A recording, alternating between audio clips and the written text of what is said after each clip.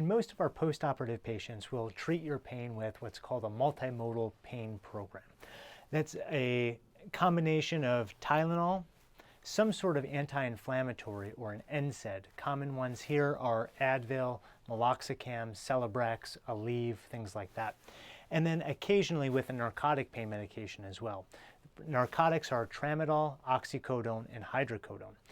The general rule of thumb is we'll stagger Tylenol and an Advil or something in the NSAID class for primarily treating your pain.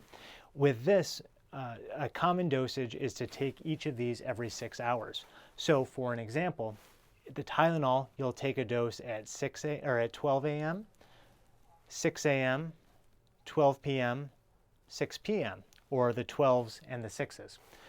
For Advil, if the dose is the 600 milligrams, which normally is prescribed, you also take that every 6 hours. But instead of taking Tylenol and Advil together, stagger them. So if you take a Tylenol at 12 a.m., 3 hours later at 3 a.m., you'll take your first dose of Advil. 6 hours later is 9 a.m., another dose of Advil, 3 p.m., and 9 p.m. So Advil will be taken on the 9s and the 3s. Now, not everyone can take Advil, so make sure that we have this conversation prior and you have a good understanding on whether you'll be taking an anti-inflammatory or not.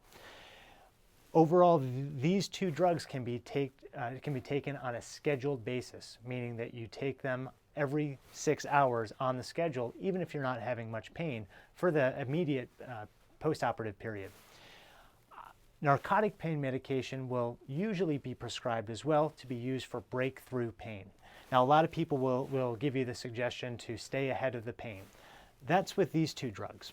Only take the narcotic drugs if you really are struggling with pain and you're not getting the relief after taking the drugs on this side. The narcotic medication can be taken independently of this schedule. Generally, it's prescribed every 4 hours as needed for breakthrough pain.